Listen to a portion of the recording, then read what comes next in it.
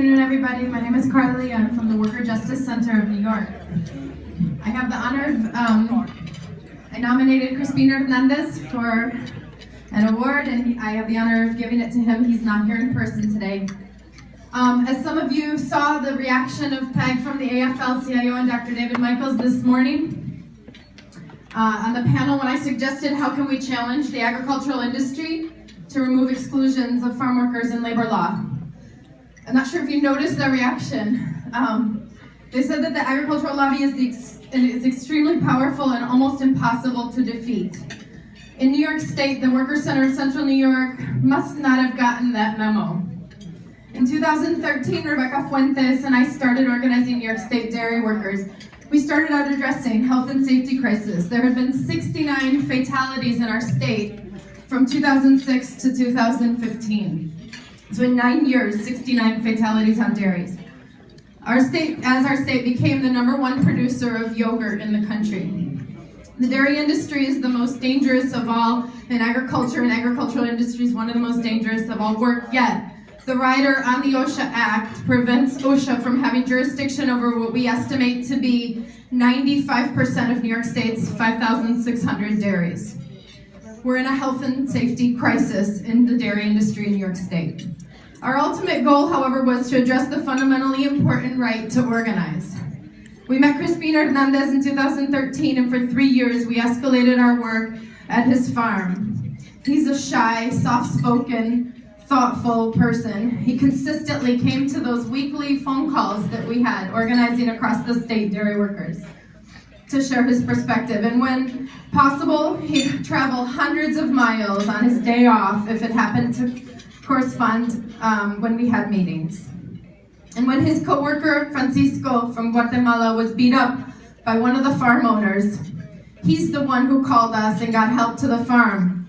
And those farm managers and owners said, who let someone from the outside know about this? And then it was Crispin who motivated 2 undocumented workers to come forward to our state police, who regularly turn people over to Border Patrol to testify as witnesses about the incident, resulting in charges against that farm owner. We escalated, we had protests unlike any that you've ever seen in New York State. Crispin helped to coordinate from the inside, all in secret. He was organizing secretly. As a result of that assault, Crispin decided he needed to ramp up his activism and form a health and safety committee on the farm. And when his boss called the police to have Rebecca arrested, both state police and the sheriffs showed up to arrest her, and she asserted her right to be there because access is key for farm workers. The next week, that small committee dwindled from 5 workers down to 2 because of the chill effect of having the police show up. But Crispin came back along with Saul Pinto, and the 2 of them said, instead of backing down, we gotta come out. We're gonna come out of our trailer, and we're gonna come out of the shadows, and we're gonna come out as the ones doing this organizing.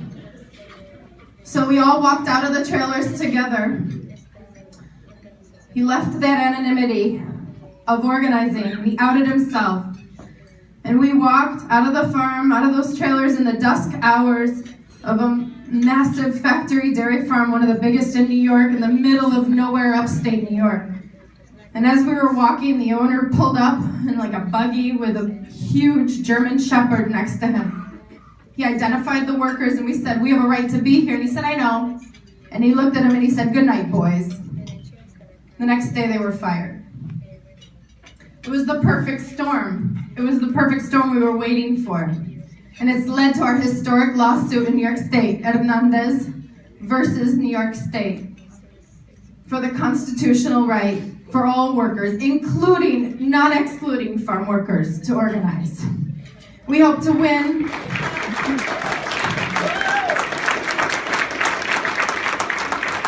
We hope to win, but it will be a long battle. The day we filed, the governor's office, which is a named defendant, Governor Cuomo, announced that they would not defend. It was a huge victory, took us by surprise.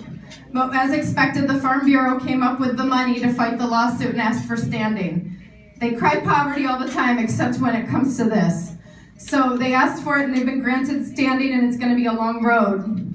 Back in the days, We used to hear that slavery would never come to an end, and it pretty much has, but these are the pervasive exclusions of farm workers that live on in 2016 and are the modern day legacy of slavery.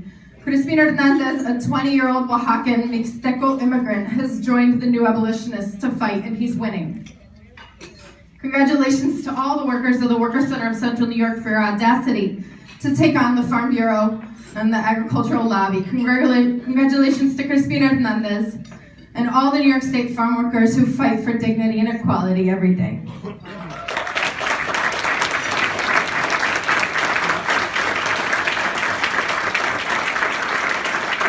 is a short clip that we recorded of Crispin to accept the award.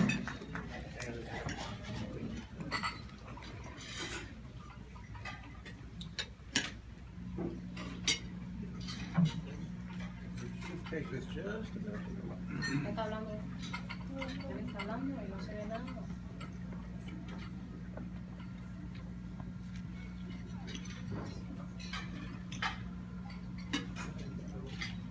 So while we're getting this set up, maybe we could do the award.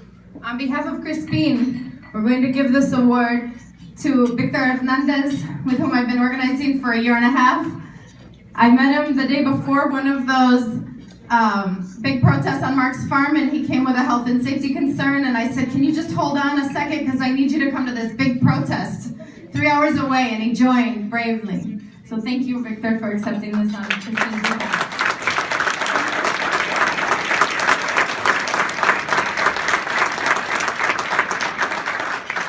Buenas tardes a todos que están aquí presentes, y pues para mí es un gusto recibir el reconocimiento del compañero Crispin, que pues por motivos de trabajo, ¿verdad? Él no pudo ser posible que él estuviera presente en este lugar, ¿verdad? Aquí compartir con todos nosotros que estamos acá. Pero pues lo único que yo podría decir, ¿verdad? Que si uno lucha, si uno se pone aliados en todas las organizaciones que realmente apoyan a los trabajadores, sí podemos lograr algo mejor. Y pues por lo de la demanda que se está llevando a cabo entre Crispin Hernández y Nueva York, entonces eso es un derecho que pues nos va a permitir a organizar con todos los trabajadores de ranchos, pues ya que como nosotros trabajadores agrícolas, ¿verdad? Somos invisibles o trabajadores fantasma, no existimos en la red de trabajadores. Entonces eso es necesario, pues, de que todos tengamos el derecho de tener protección, tener un salario digno, y todo lo que es beneficio para los trabajadores que sean iguales, no solo para uno, porque somos del mismo, todos somos personas, pero somos diferentes colores quizás, y a veces por los colores muchas personas distinguen la diferencia. Y eso no nos puede intimidar, porque nosotros, si a veces por experiencias que uno ha pasado, nos unimos a las organizaciones, pero con más fuerza, poder decir que sí se puede, sí se puede. Entonces no hay que quedarse así como callado, sin poder hablar, sin poder decir lo que sucede pues con las industrias o con los trabajadores o los patrones explotadores o muchas cosas que suceden en los trabajos. Entonces yo les doy gracias por ese reconocimiento que pues le otorgaron al compañero Crispin, y pues les invito que digan, que repitan conmigo de que sí se puede. ¡Sí se puede! ¡Sí se puede! ¡Sí se puede! ¡Sí se puede! ¡Sí se puede!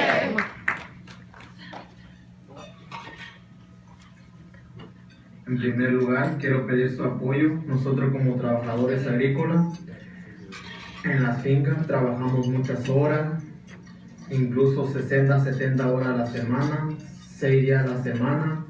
Incluso hay mucho robo de salario, accidente, no nos pagan el overtime.